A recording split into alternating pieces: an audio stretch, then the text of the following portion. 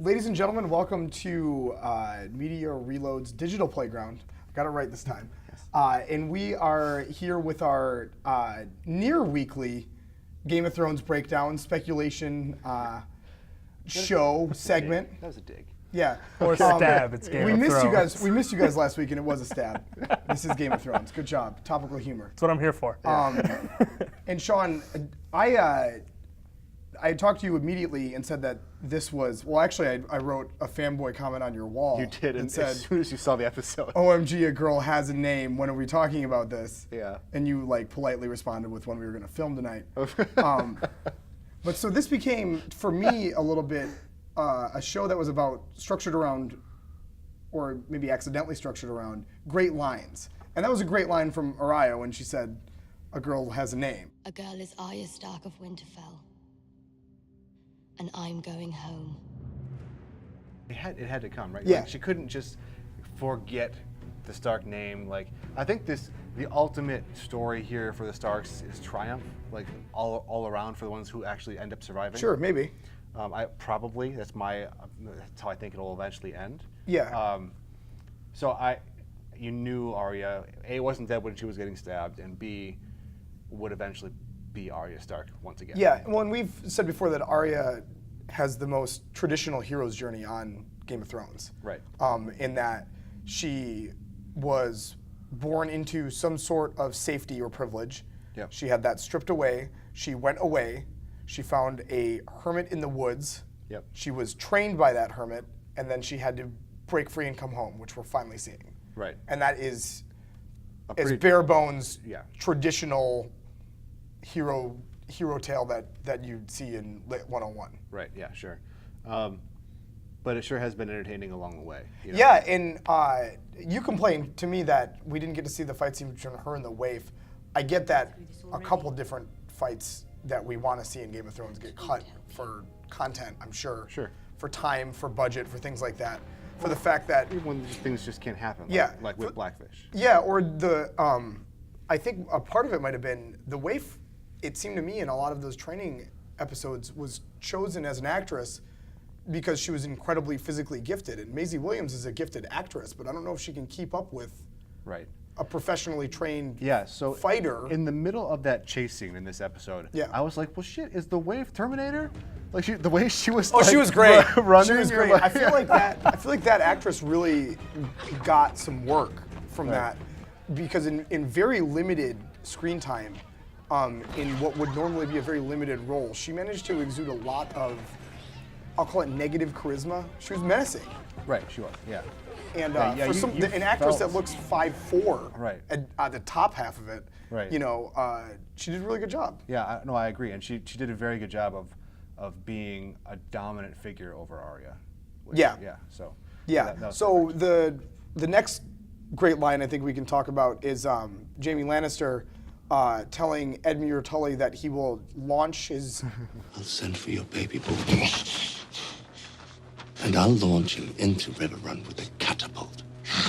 Because you don't matter to me, Lord Edmure. Sometimes you forget how much of a bastard Jaime is. He you threw know? a kid out the window in the first Episode Threw a of- main character out of a window in the first episode of the show. Yeah, paralyzed him, right? So, yeah, he's an asshole. Like, and he is a villain, but you love him for who he is. Yeah, you he's know? a villain in the same way that Shawn Michaels was often a villain. Correct. In that he's just A dancing reference around. I understand. Yeah. He's just like dancing around, and you're like, oh, I hate you, but not really. Right. You know, I hate you because I'm supposed to. Right. Yeah, exactly. But you totally get it, and I loved, you know, his line to even Brienne, you know, that's your sword, you keep that. Like, that relationship that they have has been great. Yeah, also symbolic in that Jaime is not an Oathkeeper, and he does not deserve to keep a sword called Oathkeeper. Correct. And Brienne certainly does. Right. She's literally gone to the ends, maybe not of the earth, but of her country Right. to fulfill oaths Oath that she's to made. to Catelyn Stark, right? Yeah. I was really satisfied with the way the Blackfish ended. A great British performance by a great British actor again. Yeah. Going out with a line rather than a sword in his hand is fitting for me. And you know, we talked about the practicalities. I don't think a 60-year-old man can fight in even costume armor with a costume sword effectively.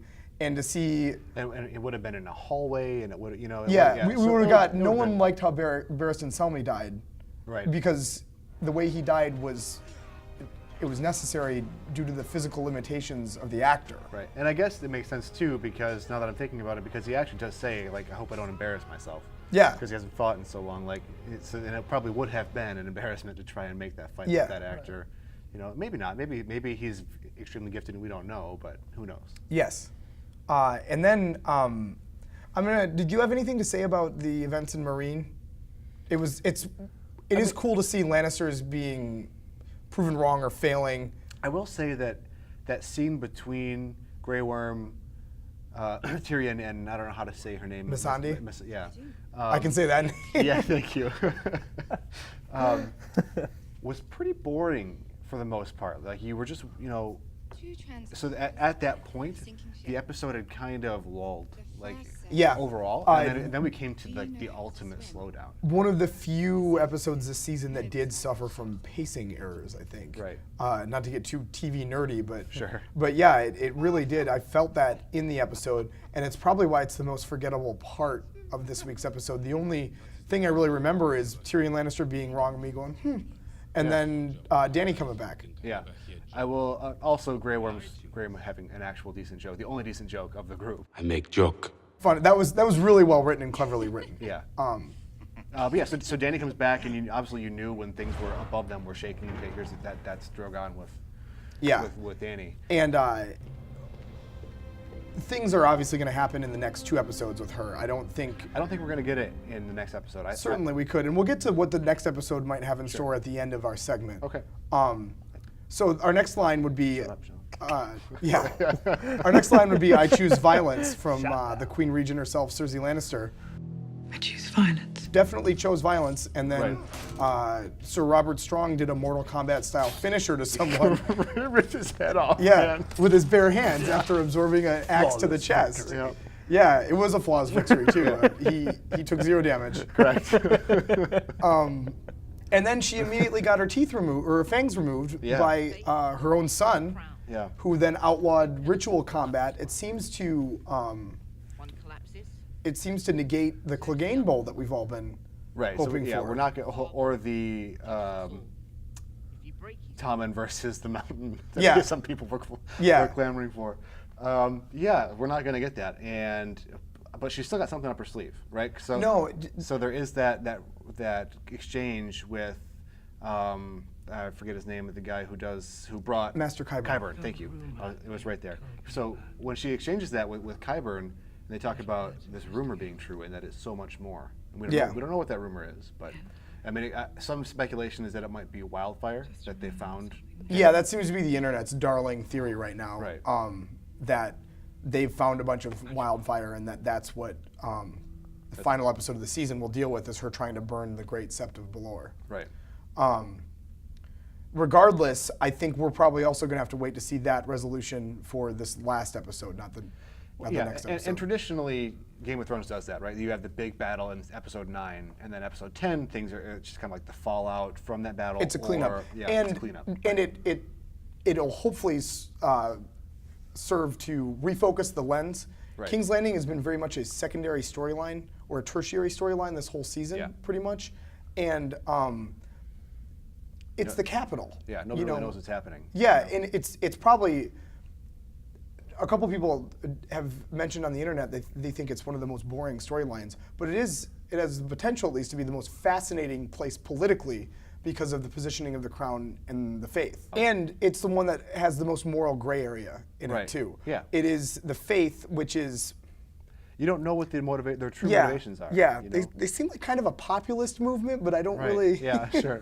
You're not They sure. don't have a clear ideology other than like poor people are better than the rich. than they are under the crown. Right. You know, but they're really not out there advocating workers' rights or anything. Yeah, no, all they seem to be doing right now, just might be because it's all we're seeing in the Is show. scrubbing floors? You're right. Well, yes, scrubbing floors and trying to stick it to Cersei. Like Yeah. that's what Yeah, that's so all we see. it'll be interesting to see some some resolution or the beginnings of resolution of that storyline. And now we get to the crowning jewel of the lines this week, and that was basically anything that the Hound said.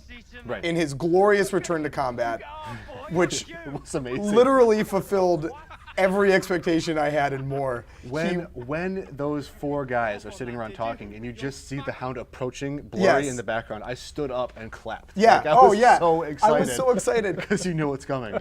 And it, not to throw another wrestling reference out, but it was like when you're the best good guy, his music hits at the Royal Rumble. That's so weird And because when you guys were talking about it, I said, when Sean was talking about it, I said, the glass just shattered. Yeah. Here comes Stone Cold. Yeah. And he comes out, and it's that, and maybe not even Stone Cold, because Stone Cold was always a runner, but Right. like the Undertaker with like that purposeful walk, Yeah. and you're like, well, those guys are getting thrown out. Like, we're gonna see some choke slams. Yeah.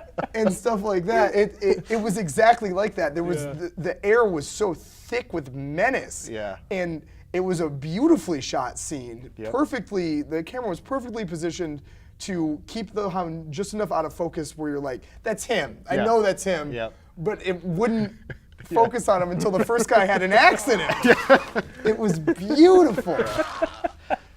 And then Easily my his favorite line scene. was yelling at the guy for saying, what did he say, fuck you to him? Yeah, it's fuck you. It's not. Those are your dying words. Cunt. Like, Yeah, okay. it was so good. It was so good, and it was so the Hound of him just like not caring at all about the conventions of proper warfare, combat, dignity, chivalry, whatever you want to call it. He was out for bloody vengeance, and the fact that he wasn't going to give these guys any warning, and he was going to hurt them as much as possible or necessary until quickly ending their lives and moving on. Right. And that was the Hound. He's brutally efficient. Yep. He's a fantastic fighter, and I loved his interaction when he actually caught up to the actual Brotherhood without banners. Yes, and they were in the midst of hanging the people he was looking for. Correct. And he bargained to kill them. Yeah, yeah. He Give me 2 of them. At least he 2 of did them. say no. They offered him 2. No, they offered him 1. Oh, he said at least 2. Give me- Okay. give me 2. The thing that impressed me was when he said he'd rather not kill every single person there. Yeah. There was a time when I would kill all 7 of you Yeah. and then kill these 3. Yeah, he didn't. At no point did he threaten to do that or move to do that. He just like casually admitted that apparently since he spent a bunch of time in a church, now he won't just murder 7 people that happen to be blocking the road. Yeah. For funsies. Yeah. Yeah. He also had the line about preferring chicken, Yeah. which was great. Yes. And then one of my favorite ones was when he was talking to Dondarrion, and Dondarrion remarked, Beric Dondarrion, by the way, back the one-eyed lord. Who has been revived in the past. Yeah, who the Hound killed in season 2. Right. Yeah. When he was with Arya. Yeah, and he got revived, and apparently he's still at large, which is a large departure from the books. Right. And so Dondarrion was able to interact with the Hound again and said that the Lord of Light had blessed the Hound's combat and that he was able to defeat Dondarrion. And the Hound immediately replies that I beat you because I was better. Yeah. And I'll always be better, or Correct. something to that effect. Yeah, And it was yeah. just such a great. It's really hard to remember the Hound's supposed to be a bad guy too, and he might not be anymore. Right. But up until now, he has been. Right. I mean, there's that line when Sansa, when he saves Sansa's life in King's Landing in season 1 or 2, whatever it was, and she's like, "Thank you so much," and he's just like, "Yeah, don't thank me. Like, Yeah. I'm not a hero." Yeah. In the book, she calls him a true knight, and he laughs at her and Yeah. tells her there are no true knights. And then someone remarks that the Hound killed half a dozen people in the space of that many heartbeats during like the initial part of the riot, where he was just like, "Oh, commoners, I get to kill them because they're rebelling," and then just started laying about like he was hacking ferns. Yeah.